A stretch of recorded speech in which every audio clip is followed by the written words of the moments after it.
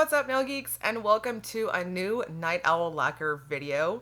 No secret, it's one of my favorite brands, and we have a Summerween collection to check out. So those of us that are clinging on to the summertime, and then those of us who are like, no, let's celebrate fall and spooky season early, this one's in between, so it's for all of us. Now, we have a six-piece collection. We've got some neons, and we've got some super glitter crelly finishes, super adorable things. I'm so excited to see a collection from Night Owl. I feel like it's been a hot minute, and I totally understand that life gets in the way, I guess, for our pretties, and I'm just super thankful that we've got a new collection to check out. So let's dive right in.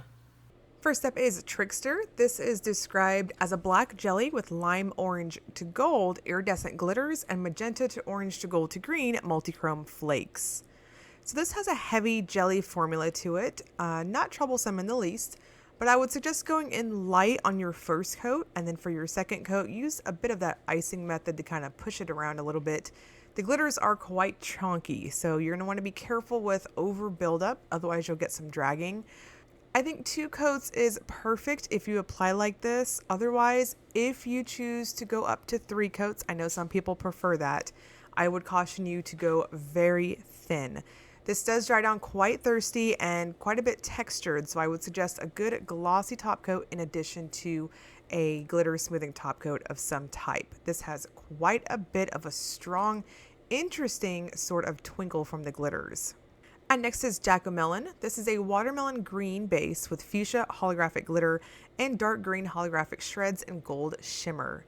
I always appreciate Night Owl's greens this time of year. She always does them so well, and they're always these lovely swampy type of greens. Jack-O-Melon has larger glitters to it, and they sparkle ridiculously well. You can kind of get an idea of that on my single finger right here, but on my full hand shot here in just a moment, you'll really get the idea. It's so lovely. Now this one does also dry down very chunky, very thirsty, so I would strongly suggest a glitter smoothing top coat underneath your glossy top coat, which is exactly how I'm wearing it in my swatches and that full hand shot there. And next is Candy Revenge. This is a dusty dark indigo with various matte neon glitters and silver holographic shreds. This is so freaking fun and I love it. It's different. It's just a straight up switch up from what I've been seeing lately, and I really appreciate the palette cleanser in the most loudest way possible. Now this has a very smooth, ultra jelly type feel on application.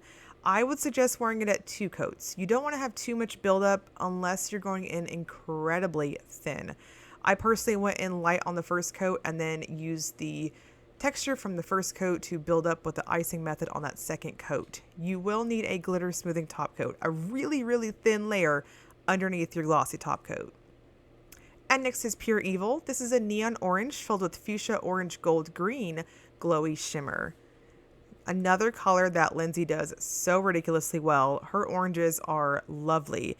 This is very bright, very neon, true neon. So because of that, I totally know ahead of time this is going to be skewing probably with a red cast on your monitors. And just in case, please note this is a true neon pumpkin orange in person. The shimmer is lovely. It pops ridiculously well against that bright base, and it does dry down a touch flat, so I think 2 coats and a glossy top coat is perfect. And next is, my favorite. This is Ruckus and is described as a neon aqua filled with green to cyan to blue to violet glowy shimmer. This is lovely, it's flattering, it's popping. I think 2 coats and a glossy top coat is perfect.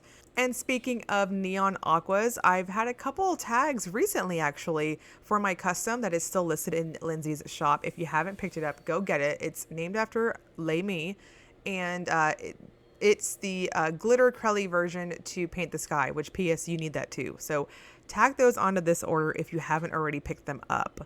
And last but not least, we've got Summerween Spirit. This is a neon purple loaded with red to orange to gold to green crystal chameleon flakes.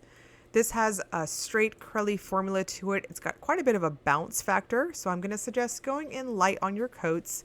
I personally took it to 2 normal coats and it dried down really well. So again, if you're someone who likes to have that extra thickness and you like to go up to 3 coats, just go in very light. This dries down incredibly flat and almost matte because it is a true neon purple, so I would suggest a good, thicker, glossy top coat. And lastly, we have the Will It Topper segment. This is where we test the polishes over a black undie to see if they will topper well, because if they do, then they may just work over other creams and you'll get additional uses out of your polishes. So Summerween looks really cool here. I can see this looking great as a topper, especially I think it would look really good over red, and maybe even like a cherry red would look really cool. Ruckus is gorgeous and it can do no wrong. Fight me on that one. Aqua, Neon Aqua is always going to be my favorite. This is so beautiful, even over black. Candy Revenge, of course this one has incredible topper capabilities. I think you could have some serious fun with this one, even over a white base, because I think it would just give it that nice purpley sort of tint, but also give you that nice squishy sorts of vibe too. And Jack-O-Melon looks really, really good. I thought this was going to look good, but I wasn't expecting it to look this good. This almost looks like its own standalone polish, which is really interesting. And Trickster looks really good, of course, because it's matched up with its base color. Looks fantastic. I can see this one also looking good over maybe other dark bases too. The glitters here you can see, they're very, very sparkly and really shifty. And Pure Evil was a surprise for me. It took on almost this mac and cheese, coppery, sort of reddish orange look. Really, really interesting and very different. And then our family shot here shows everyone all vamped out with their undies on. So the collection is going to drop for ordering starting on August 19th at 6 p.m. MST. I will link you guys below to Night Owl Lacquer's website if you haven't checked it out. If you're new to the channel, Night Owl Lacquer creams are the best, in my opinion. I love her formula. They're usually pretty flirting with being one coaters. They're very plumping and wonderful. So check out her brand. And I'll also link you guys to her Facebook group if you haven't joined that already, so you can see additional swatches, all that good stuff. And as always, if you enjoyed the video, please like and subscribe. Thank you so much for watching.